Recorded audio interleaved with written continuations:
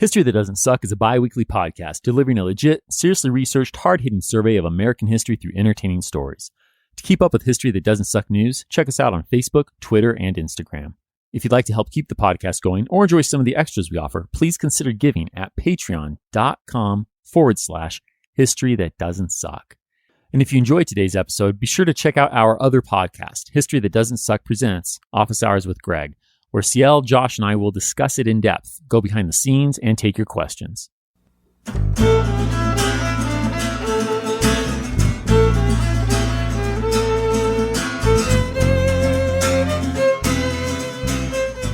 Welcome to History That Doesn't Suck. I'm your professor, Greg Jackson, and I'd like to tell you a story. Sacramento's population has exploded this past year. In early 1849, this simple settlement at the confluence of Northern California's Sacramento and American rivers consisted of 4 houses and a few dozen people. Now it's winter, 1849, and that few dozen has become 10,000. Migrants are arriving in droves, and November's heavy rains are pushing local miners, particularly the wise old-timers, to seek refuge in the quickly forming city. They know this kind of precipitation can make the rivers dangerous, so they plan to pass the winter here. This influx of people is a problem. The new arrivals plus the miners means the population's increase is dramatically outpacing the growth of Sacramento's infrastructure. Add to that the torrential rainfall and, well, it doesn't make for a pretty picture. To quote New Yorker turned Sacramentan Jonas Winchester, there are people, quote, half a leg deep in filth and mud. The city is one great cesspool of mud, offal, garbage, dead animals, and that worst of nuisances, consequent upon the entire absence of outhouses. Close quote. Ahem. Thanks for your discretion, Jonas, but we definitely still get the picture on that last bit. More importantly, though, it's clear that as the year expires and we enter 1850, Sacramento is already in something of a crisis. The last thing it needs is some kind of emergency. But the wet winter continues, and rain comes down in sheets during the first few days of January. As it does, and even for a number of days after the heavens finally close, both the Sacramento and American rivers swell. Then on January 9th, the inundation of water proves too much for the river's banks. With no respect for persons, livestock, or property, the powerful floodwaters crash through Sacramento's streets, buildings, and communities, swallowing everything in their path. "Water's coming in!" Josiah Royce screams into his tent, where his wife Sarah is with their young daughter, Mary.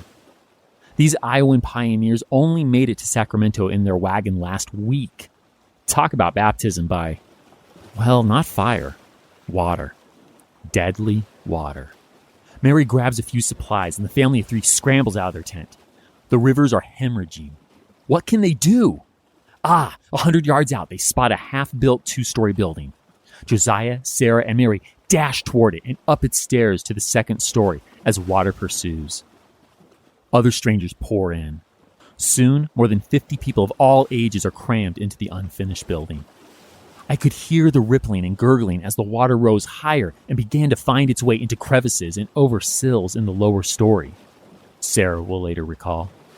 Fearful shrieks fill the room as infants and adults alike watch the deadly water rip through the entire first floor.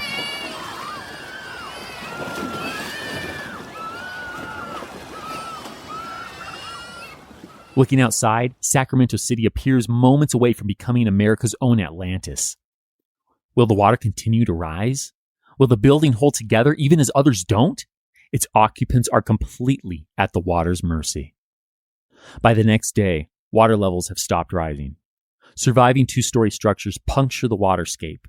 Sacramentans willing to brave the element row out to the partially constructed building Mary now calls their, quote, little ark, close quote, and save the Royces and others. They're lucky. If not for their little ark, they'd number among the dead now floating through the strong current rivers that were once streets. In fact, the waters are so deep and powerful that a steamboat sails through Main Street while the daily Alta California newspaper reports that, quote, front, first, second, 3rd and 4th Streets became like rapid rivers, so much so that it was almost impossible for the boatmen to stem the tide, and many boats were upset in trying to navigate these streets. Close quote. Although some see opportunity among the death and destruction. Boatmen in hotels with dry rooms clean up handsomely. One miner offers to take the dead to dry ground for burial, which he'll do by placing a coffin across his small boat while rowing. This works fine at first, but once he's out in the middle of the water, it proves too much for a small vessel. It begins to sink. Soon his boat's gone. He tries to swim, but the miner also has 7 pounds of gold dust with him, worth more than $60,000 US by 21st century terms. He doesn't want to let it go. He thrashes in the water, trying to keep his head above the waterline. Onlookers watch as he disappears under the water, only to re-emerge moments later.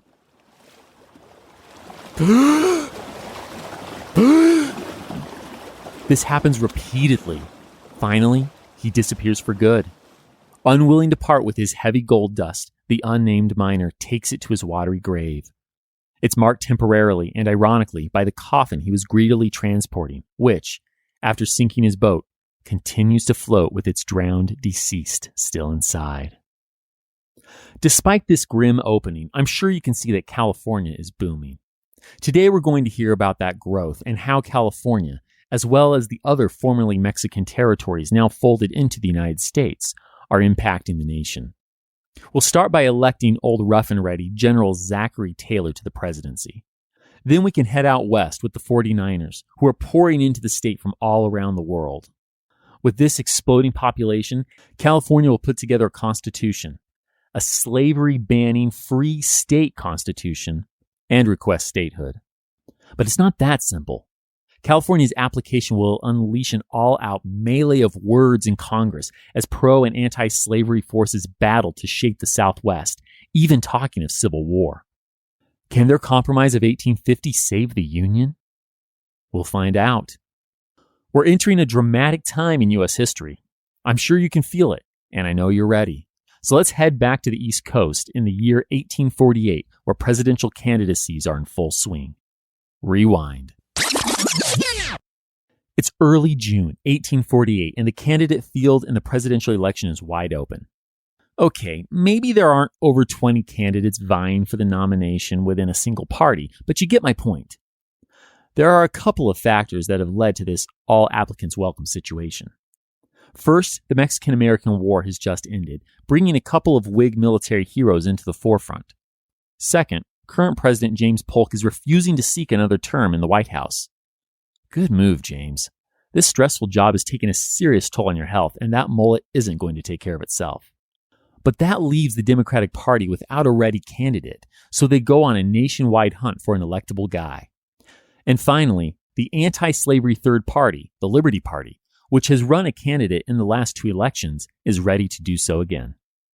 But beyond party politics, there is one issue that supersedes all others: territorial slavery in lands the United States annexed from Mexico in the Mexican-American War. Should slavery be allowed in the new territories? Should Congress determine the slave or free status, or allow the local residents to decide for themselves? Furthermore, since Mexican law in California and New Mexico prohibited slavery, can Congress overturn those laws, or do the territorial governments have that power? This is a complex problem that requires a delicate touch, so the 2 major parties are going to do what any political parties would. They're going to sidestep the issue. And that's going to play to the advantage of the small, vocal, anti-slavery Liberty Party. Let's see how. At the Whig National Convention on June 7, 1848, the party members nominate war hero General Zachary Taylor as their official presidential candidate, with anti-slavery New York Millard Fillmore as his running mate. The reluctant general tells a friend he has no, quote, vanity to consider myself qualified for the station. I would not refuse, perhaps, to serve and do the best I could, if the good people of the country should be so indiscreet as to confer that high station on me. Close quote. Old Zach's writing sucks, so let me clarify. He's humbly willing to accept the nomination. Not to be outdone, the Democrats nominate an old war hero at the convention too. Well, War of 1812 hero, Michigan Senator Lewis Cass. So both parties put popular former generals on their respective tickets while adopting watered-down, vague platforms. Yeah, the official party lines that come out of the conventions completely avoid the slavery expansion issue. This frustrates, well, maybe angers would be more accurate, the anti-slavery factions in both parties, the Democratic quote-unquote barn burners and the conscience Whigs.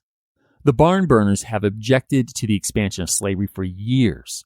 They were the brains behind the slavery curtailing 3 times defeated Wilmot Proviso. And these barn burners, named for the mythical farmer who burned down his barn to get rid of the rats living in it, are willing to burn, or at least ditch, their party to get their anti-slavery agenda on the ballot. On the other side of the political aisle, conscience Whigs follow the principles of gone but not forgotten John Quincy Adams. Like the barn burners, they completely object to the expansion of slavery into the conquered territories gained in what they saw as an unprovoked, land-grabbing Mexican-American war. So when the Whigs nominate the war hero, pro-slavery Louisiana plantation owner, Zach, to champion a platform that doesn't even address slavery expansion, the conscience Whigs bolt from their party. But where are these barn burners and conscience Whigs running to? Here's where the small anti-slavery Liberty Party comes in. The 3 groups, barn burners, conscience Whigs, and the Liberty Party, join forces. Like the Rebel Alliance in the Star Wars universe, they're a motley crew with little in common, save beyond their goal to end slavery and bring freedom to the galaxy. Or country, as the case may be. With this sole purpose in mind, they formed the Free Soil Party.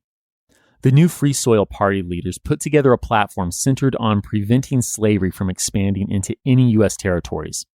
They go on to nominate former President Martin Van Buren to headline their ticket, with John Quincy Adams' son, Charles Francis Adams, as his VP. Now, Martin does not fit everyone's vision of the perfect anti-slavery expansion candidate. As president a decade ago, he championed Southern causes and came down on the wrong side of the Amistad case. Oh, right. He's the one who overturned the Connecticut court ruling and appealed that case to the Supreme Court. Yeah, more than a few abolitionists remember that move.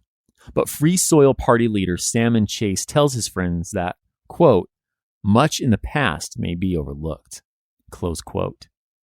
All right, now that each of the 3 parties has their candidate teed up, let's cover the election. Well, actually, we don't need too many details here.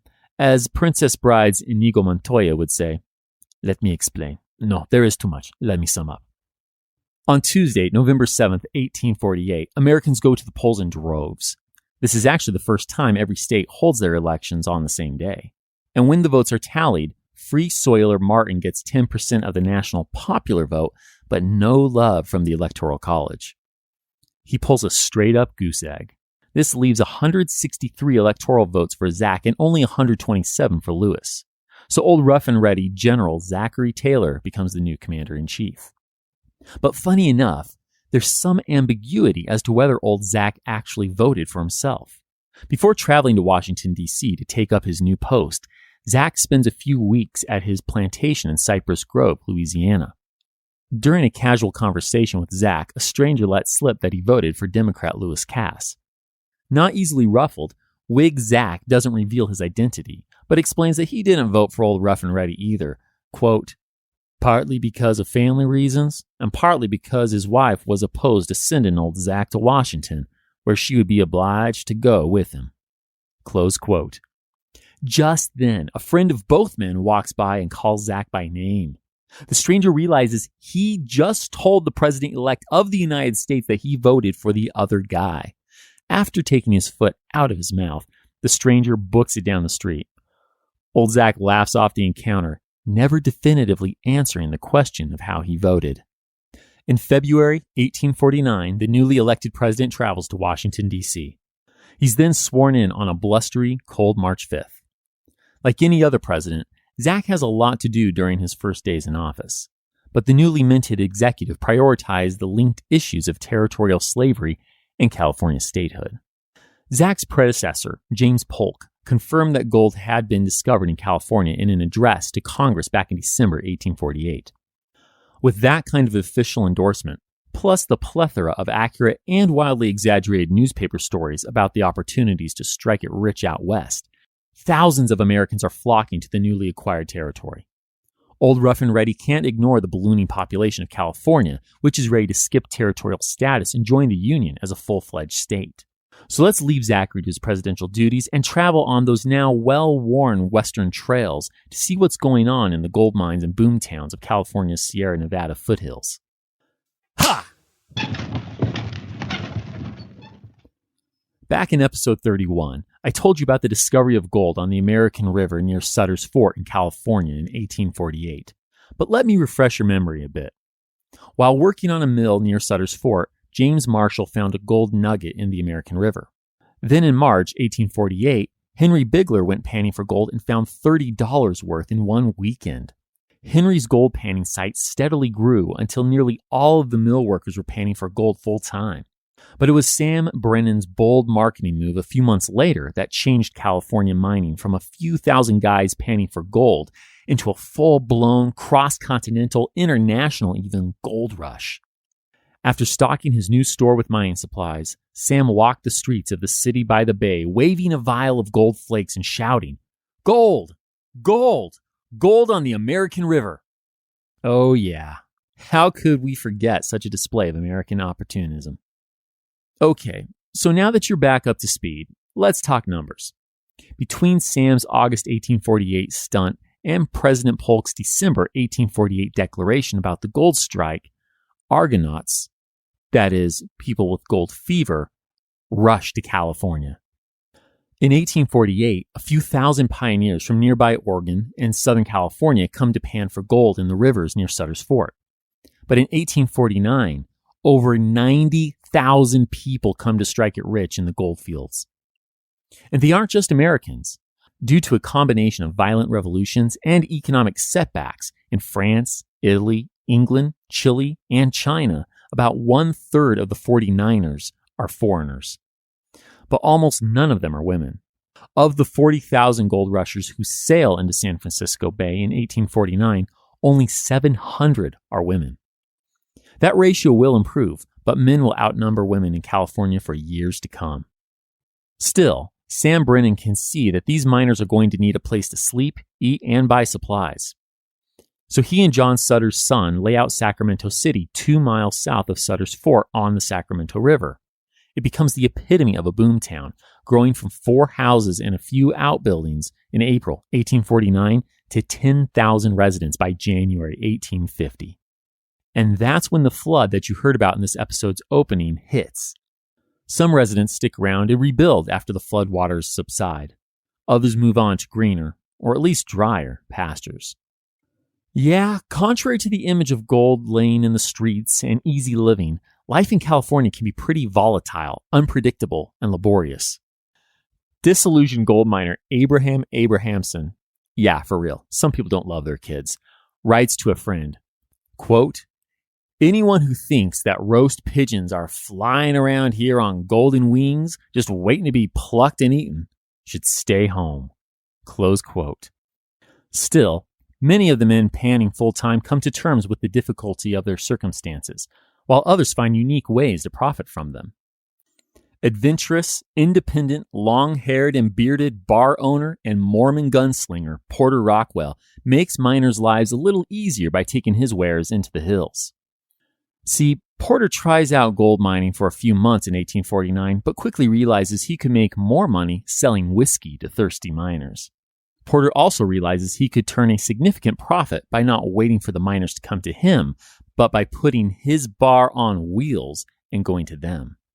Well, to be strictly accurate, Old Port uses mules, not wheels. Anyway, he loads a bunch of liquor onto the backs of 2 mules and treks up to the makeshift mining camps. When Porter finds a likely spot, he puts a board on the backs of the mules and opens up for business. But instead of ringing a dinner bell like a boarding house cook might, Porter's partner shoots his pistol in the air. And the miners come running, ready to part with their hard-earned gold in exchange for Porter's whiskey. Brilliant. But it leaves me wondering, did Porter Rockwell just invent the food truck? Probably not, but with the beard, He has the hipster look for it. Now, as hard as life can be for the miners, there's another group for whom it's indisputably worse: the indigenous peoples of California. Though Spanish monasteries, Mexican authorities, and foreign diseases have already devastated their population, many native tribes still occupy and fight for their ancestral lands. As you probably guessed, when gold-seeking Americans head into the Sierra Nevada foothills, conflict erupts quickly. Dwindling population or not, natives dauntlessly fight for their lands and try to scare off miners. But armed miners aggressively fight back with deadly accuracy. The miner versus Indian violence runs rampant, and we could go on all day about it, but I'll just give you one example. In April 1853, when greenhorn Silas Weston arrives in Auburn, California, a small mining town 40 miles northeast of Sacramento, he hears about a recent, near-fatal Indian attack on 2 American teamsters. So Silas arms himself with 2 rifles and 2 6-barreled revolvers before he heads to the remote mining camp at Kelly's Bar. On April 15th, Silas, his friend, and 20 other young miners from the makeshift tent camp decide to attack the nearest Indian village as revenge for the ambush on the teamsters. They trek 5 miles to the native settlement.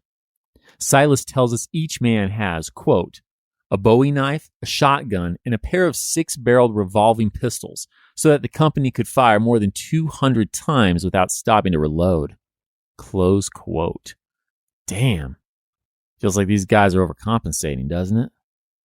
The ridiculously overarmed and hot-headed bunch find the Indian village in a small ravine with steep hills on either side and attack just after breakfast. As their bullets fly down the hillside, the Indian warriors immediately fire back, sending a cloud of arrows flying up at their assailants. Silas describes the scene.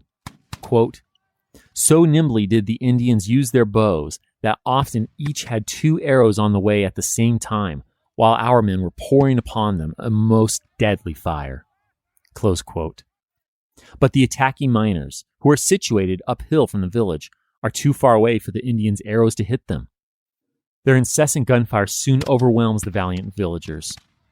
Taking heavy losses, the braves send their women and children up the opposite hillside of the ravine. The Indian warriors then continue fighting the miners despite the barrage of bullets. But when their chief takes a hit and dies, the surviving warriors retreat, following their wives and kids. The miners shoot them in the backs as they flee. The bloodthirsty raiders then walk through the village and up the ravine's hillside, hunting for, killing, and scalping any wounded Indians. The women and children beg for their lives, and thankfully, most are spared. In the end, over 30 Indians die. Another 36 or so are left wounded, while only 2 of the miners are injured. When the raiding party returns to Kelly's Bar in the late afternoon, many of the miners who hear their stories and see the bloody scalps hanging from their belts are disgusted. In a confusing statement, Silas, who I'll remind you participated in the attack, says, quote, I am happy to say that the miners very generally disapproved of the conduct of the young victors, especially those acts of cruelty perpetrated upon the wounded after the enemy had fled. But the Indians have committed so many depredations that the miners have become strongly incensed against them. Close quote. So yes, they might be disgusted, but not enough to put a stop to the retaliatory violence. And definitely not enough to realize that they are attacking people whose land and gold they're stealing. Unfortunately, as has happened with previous waves of American pioneers moving west, Indians lose power, land, and influence to the burgeoning population of Argonauts. But the surging numbers of newly minted Californians has a notable difference from other migration waves in the history of the United States. Rather than being a primarily domestic movement, it's diverse and global. As the gold rush stretches into the early 1850s, tens of thousands of foreign fortune and opportunity hunters flock to California. In 1852 alone, 20,000 Chinese immigrants sail into California's harbors. Women and children start to become more common as men bring their families to the new settlements. And in 1854, the first Jewish female gold rush pioneer treks from Germany to New York to Illinois to California. Isabella Fanny Brooks and her husband Julius open a small grocery store after they settle in the outlying mining town aptly named Timbuktu. But the Brooks family have plenty of American and European Jewish company in Northern California. 8% of San Francisco residents are Jewish by the mid-1850s. In addition to these immigrant minorities, California has a significant free African American population. According to the 1850 census, which some historians argue is more than a little inaccurate, only about 100 free African Americans live in California. However, by 1852, there are at least 2,500. Many are hoping to find enough gold to purchase the freedom of their still enslaved relatives. John Armstrong meets a free black man named James Taylor in the mining fields and later mentions in a letter, quote, "I saw a colored man going to the land of gold, prompted by the hope of redeeming his wife and 7 children. Success to him," close quote. As Europeans, Asians, South Americans, and even Australians mix and work with Americans from every single state, things can feel open and cosmopolitan. For some, they are. Chilean immigrant and miner Vicente Rosales observes that Argonauts, quote, had come to a land where the generous immigration laws had removed the word stranger from the vocabulary, close quote. But Vincente's experience doesn't speak to everyone. Most immigrants and African Americans face significant prejudice and racism. Municipal governments pass laws requiring all stores to close on the Christian Sabbath, or Sunday. That means Jewish merchants who choose to close on their Sabbath day, Saturday, lose 2 days of business instead of just 1 like other merchants. This blatantly discriminatory policy makes it harder for them to compete. Further, the California legislature passes the Foreign Miner Tax of 1850, which requires every immigrant to purchase a non-transferable miner's license fee at a cost of $20 per month. That's the equivalent of over $600 in the 21st century. And just like states back east, blacks can neither vote nor testify against whites in California courts. They also face stiff racism in their daily lives. When Mifflin Gibbs arrives in San Francisco in 1850, he immediately gets work as a carpenter, making $10 per day. Compared to laborers east of the Mississippi making only $1 or $2 a day, this is serious money. But Mifflin has to quit his job. "I was not allowed to long pursue carpentering. White employees finding me at work on the same building site would strike," the maltreated man explains. Mifflin goes into business with another black man, Peter Lester, selling boots and clothes. But when Peter is robbed and beaten by a white man, and Mifflin is the only witness, the business partners can't get any help because blacks can't testify against whites in court. Frustrated and fed up, Mifflin and the small population of African Americans in California fight to change the law. They send several petitions to the state legislature asking for redress and equal treatment. Unfortunately, it will be decades and long after statehood before they get fair laws enacted. And I mention statehood because even though the United States has had claim to California as a territory for about 1 hot minute, the swelling population of Americans here has given the once bare republic a fast pass to the front of the organized government line. So let's head to the California State Constitutional Convention back in 1849 and see how the sausage gets made in producing the Golden State. Here we go. Rewind. It's June 1849, and Californians have been without a formal government for well over a year. See, the February 1848 Treaty of Guadalupe Hidalgo brought California into the U.S., but didn't set up an official territorial government. Congress was supposed to do that, but it hasn't gotten around to it. That's left U.S. Army General Bennett Riley as de facto governor, trying to maintain law and order among the booming, motley population. But he has nothing to back his authority except thick, wavy hair and enviable mutton chops. This can't last. So on June 3rd, Bennett calls for delegates from all over California to come to a constitution-making convention. And it turns out Bennett isn't the only Californian anxious for a permanent, legit government to take control, because 48 delegates from all over California come to Monterey, which is still serving as the capital. On September 1st, 1849, the 4 men meet up at Colton Hall, the only building in town big enough for this many people. In the second-story ballroom of the grand, white, clapboard building, Bennett sets up 4 long tables with 12 chairs each, and the convention gets underway. Brilliant, baby-faced Lieutenant Henry Halleck acts as the scribe for the meeting. Don't worry, he can definitely keep up with the proceedings better than William Jackson did at the U.S. Constitutional Convention back in episode 15.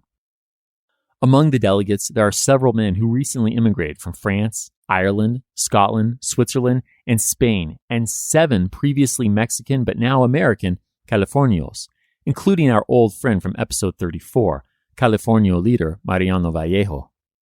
These Californios are losing property and livestock left and right to destructive and recalcitrant squatters, so they have a vested interest in forming a legit government in which they might have a chance of legally reclaiming their ranches and homesteads. With that kind of motivation, right out the gate, the delegates vote to apply for statehood instead of territorial status. So as a portrait of the founding father, George Washington, looks down on the meeting, they start drafting a state constitution. Then things get real. The group decides to make California a free state. There are men here from 15 different states, and most of the American-born reps are originally from slave states. But life is different in California, and they know it. John Milner, a former slave owner who hails from Alabama, agrees with the decision.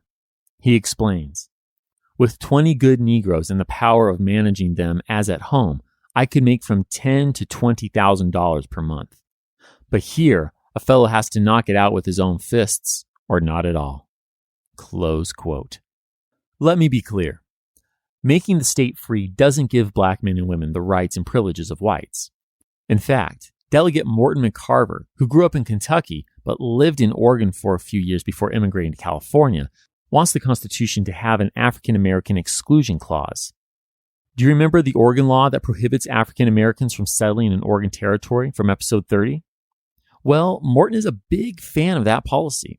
He proposes a similar one for California 3 times during the convention, but his idea gets voted down each time he presents it. Even without the African American ban, racist statutes, like the one prohibiting blacks from testifying in court against whites, make it into law. After efficiently dealing with the difficult statehood and slavery dilemmas, the delegates move on to other issues. First, they ban a state lottery, but don't say anything about private gambling. Good call, guys. There's no way you're going to keep 49ers from betting away their hard-earned gold in a cutthroat poker game. Then they outlaw dueling. But the final provision they discuss has nothing to do with drunkenly gambling away your gold, then shooting at the man who gloats about winning. No, the last topic of discussion deals with women's property rights. In order to entice women to come to disproportionately male California, Convention Secretary and baby-faced Bachelor Henry suggests that women be allowed to own property. He takes the forward-looking idea one step further and suggests that a woman's holdings shouldn't be transferred to her husband at marriage. This blows most delegates' minds. But Henry strongly argues his case, saying, quote, "I do not think we can offer a greater inducement for women of fortune to come to California. It is the very best provision to get us wives that we can introduce into the Constitution." Close quote. Poor Henry. You sound lonely, brother. Sorry, Tinder isn't a thing yet. But with that, his female property rights provision makes it into the state's constitution. The convention ends on October 12th, after a mere 6 weeks of debate, discussion, and drafting. The delegates pool their cash and hold a big party. They even get a few women to come before they sign the Constitution on October 13th, 1849.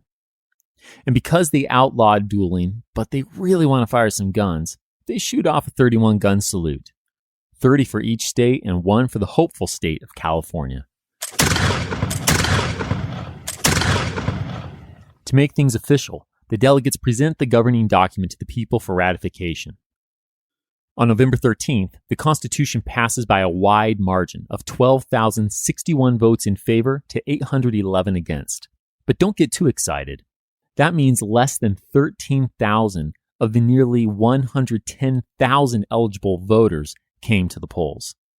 I guess trying to find the mother lode is a little more interesting than trying to create a sound governing body for these 49ers. And with that, the Golden State is in business. There's just one more step, a formality really. The state constitution needs to get approved by the U.S. Congress. And if Missouri's statehood application in 1819 taught us anything, that won't be a problem at all. I hope you're picking up on my sarcasm there because I'm laying it on pretty thick. Let's travel to Washington, D.C. with the California Constitution to see how this goes down. Wagons east. Ha! Before the document arrives in Washington, D.C., President Zachary Taylor knows it's coming. So he tells Congress on Christmas Eve, 1849, it needs to approve the slavery-banning California Constitution. He's all for popular sovereignty in the West, which gives territorial residents the power to decide on the slavery issue themselves. To put it bluntly, Zach firmly believes in a state's right to self-determination, and if the Golden State residents reject slavery, then so be it. Plain-spoken old Rough and Ready tries to persuade Congress to see his point, arguing that it should, quote, abstain from the introduction of those exciting topics which have hitherto produced painful apprehensions in the public mind. Close quote. In other words, Zach may be a Southern slave owner, but he doesn't want Congress to impose slavery on people who don't want it. But Congress ignores the president's request. The legislative body is bitterly divided between Whigs and Democrats, and those party members further divide along sectional lines. To make things worse, there's also an outspoken group of free soilers in Congress. So even though Zach specifically asked congressmen to leave slavery out of it and just ratify the California Constitution, they do the exact opposite. Let me explain. For real this time, no summing up. Southerners feel threatened by the idea of a slavery ban in California. They see it as little more than an endorsement of the old Wilmot Proviso. Remember, this proposal suggested by a Northern Democrat called for a ban on slavery in any territory gained in the Mexican-American War. That produces a collective panic attack in pro-slavery congressmen. As they see it, this will create a pack of free states, which would upset the balance of free and slave states in Congress. From there, things would spiral out of control, with free states using their power in Congress to abolish slavery in southern states, which would lead to a total breakdown of their society. To get their heart rates down and stave off the societal apocalypse, Southern congressmen want to deny Western states the right to make their own decision regarding slavery by having Congress decide instead. Seeing and understanding the Southern position, an aging, gangly, experienced senator from Kentucky, Henry Clay, comes up with a plan that will deal with the persistently sticky slavery issue.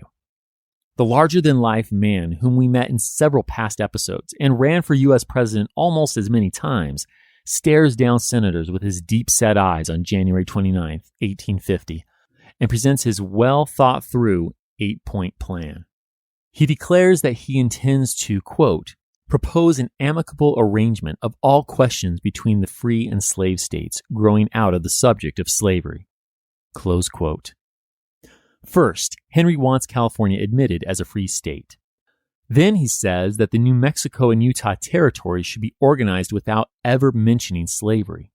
To quote him, not within 1 foot of the territory acquired by us from Mexico will slavery ever be planted, and I believe it could not be done even by the force and power of public authority.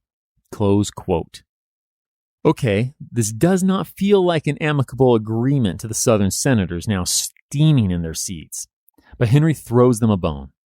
Slaveholding Texas wants to expand its western border to New Mexico's Rio Grande Valley, which would put over half of New Mexico territory under its purview.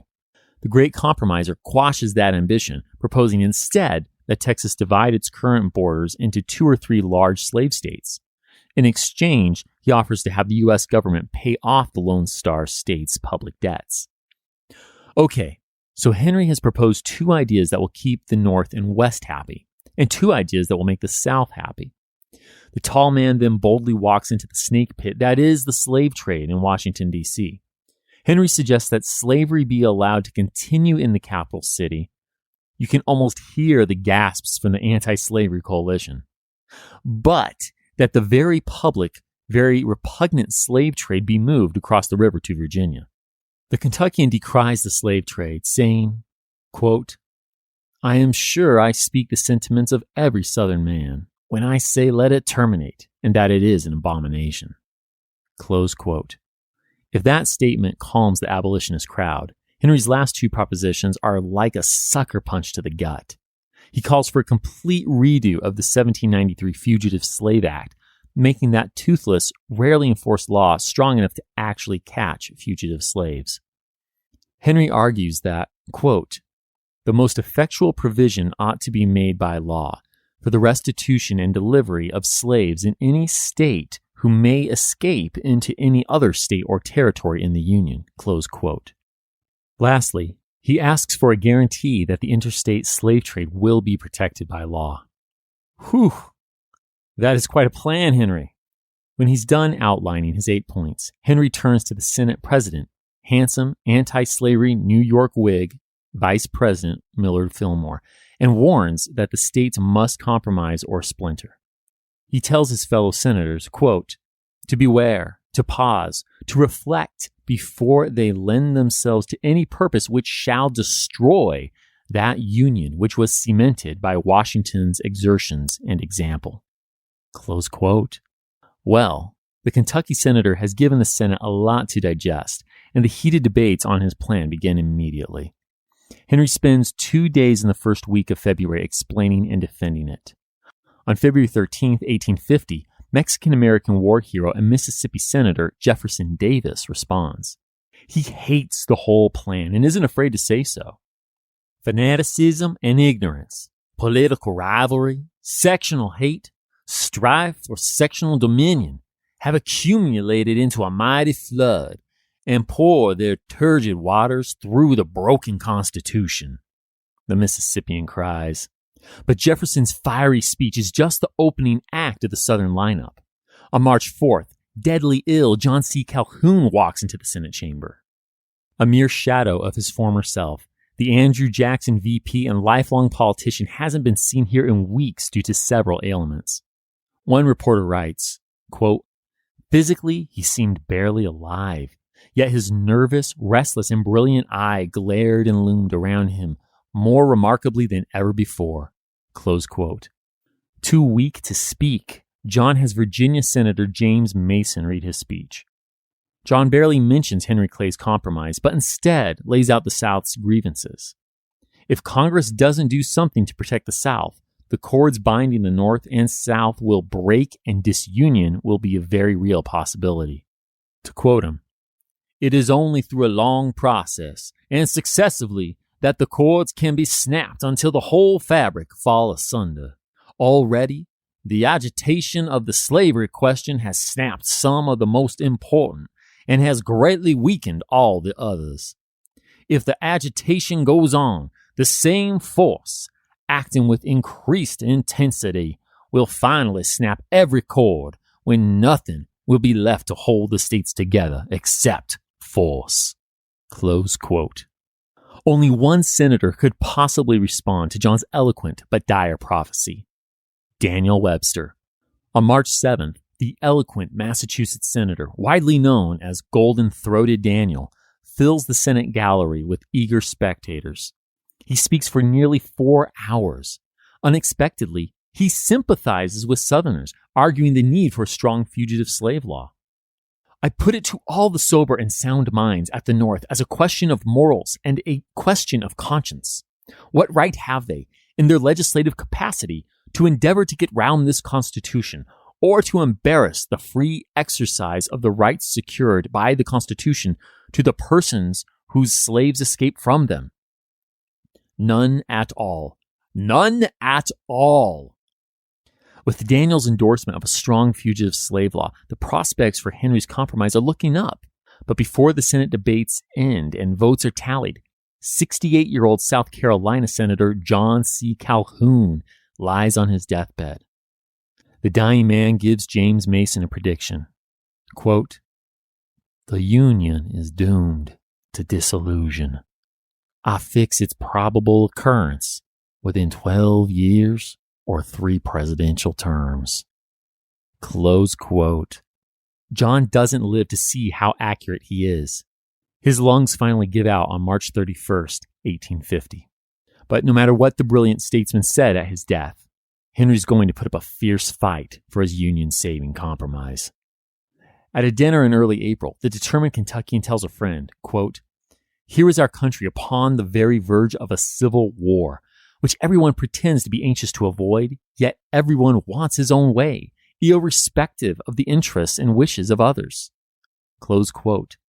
In an effort to make headway, Henry forms a committee of 13 to form his disparate plan into an omnibus, or catch-all bill, and get it through the House and Senate. The committee hopes that by linking each of the 8 pieces with one another, all of them will get passed at once. If the North and South have to concede ground at the same time, they can avoid that awkward moment when one side has agreed to a ceasefire and then waits with bated breath for the other side to put their arms down. Henry and his committee present the completed omnibus bill to Congress in mid-May.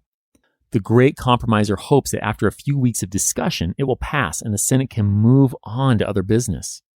Yeah, that's not going to work out. By the first week of June, Henry writes to his son, quote, "The administration, the abolitionists, the ultra-Southern men, and the timid Whigs of the North are all combined against it." Close quote. The embattled senator is so frustrated by this point, it's been 6 months since he first presented his plan, that he directly blames the president for blocking the compromise.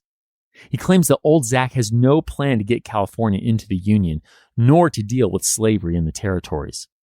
The omnibus, he practically pleads, is, quote, "equal. It is fair. It is a compromise which any man, whether at the North or the South, who is desirous of healing the wounds of his country, may accept without dishonor or disgrace." Close quote. Well, you can guess that speech doesn't earn Henry any bonus points in the White House. But no matter. There's about to be a big shakeup at 1600 Pennsylvania Avenue. President Zachary Taylor goes to a 4th of July party that turns out to be little more than sitting in the oppressive D.C. heat, listening to pedantic speeches. Zach toughs it out like the soldier he is, but gives himself sunstroke in the process. Feeling overheated and dehydrated, he goes home and gorges himself on iced milk and cherries. By nightfall, the president has added acute gastroenteritis to his sunstroke, but his well-meaning, if poorly trained doctors diagnose him with the dreaded summer malady, cholera. They dose him with calomel and opium. 2 days later, he's not improving much, so they bleed him and blister his legs. This is getting almost as bad as the medical treatment given to George Washington on his deathbed in episode 17. After receiving more calomel and opium, old Zach starts vomiting incessantly. And that's the last straw his spent body can take. As he lays dying, the war hero whispers, "I am about to die. I expect the summons soon. I have endeavored to discharge all my official duties faithfully. I regret nothing, but I am sorry that I am about to leave my friends." President Zachary Taylor dies on July 9th, 1850 at 10:35 p.m. The very next day, without even a hint of ceremony, tall, broad-shouldered New Yorker Millard Fillmore takes the oath of office he didn't expect to fill. For Henry Clay's omnibus bill, this is a game changer. Like I said, Zach was no fan of the bill, and after Henry called Zach out, the Kentuckian feared the president would veto it. But analytical and amiable Millard is a different story. The new president may be a Northern Whig, but he can see the practicality and necessity of putting this issue to rest. So on July 22nd, Henry takes to the Senate floor one last time to argue on behalf of his omnibus bill. But the bill has been torn to shreds and patched up so many times now, it's hard to even read it through all the Scotch tape. Seriously, senators have added so many amendments to the omnibus that this thing is sinking under the weight. Still, on July 31st, Maryland Senator James Pierce makes a move to get this thing passed through the Senate. He proposes removing the New Mexico border clause, giving everything east of the Rio Grande to Texas. James then proposes reinserting the clause, but with a provision that creates a committee to find a mutually agreeable border between feuding Texas and New Mexico. This is a huge mistake. Like leaving a Starbucks takeaway cup in the shot during a Game of Thrones scene huge. Wily Northern Democrats who have been looking for a way to defeat the omnibus bill smell weakness and move in for the kill. They separate James's New Mexico border clause deletion from the Border Commission creation clause. Then they proceed to kill both clauses. In a vote of 29 to 23, the entire Texas border and the assumption of Texas debts has been knocked out of the bill. This starts a domino effect, and one by one, every clause and amendment gets voted down until the only thing left is the formation of a Utah territorial government. That, miraculously, goes through with little fanfare. Onlooker Elizabeth Blair Lee writes to her husband that Henry Clay's omnibus bill, quote, died of amendments, close quote. Exhausted, defeated, dejected Henry goes to Newport, Rhode Island, to recover from the brutal blow. In his absence, Democrat Illinois Senator Stephen Douglas steps in to salvage the pieces of the original compromise. What Stephen can see that Henry couldn't is that, quote, by combining the measure into one bill, the committee had united the opponents of each measure instead of securing the friends of each. Close quote. But Stephen has a way to secure enough votes for each piece of the 8-part plan.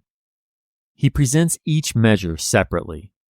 See, there's a northern block and a southern block of votes in favor of each bill, but they are equally strong and cancel each other out.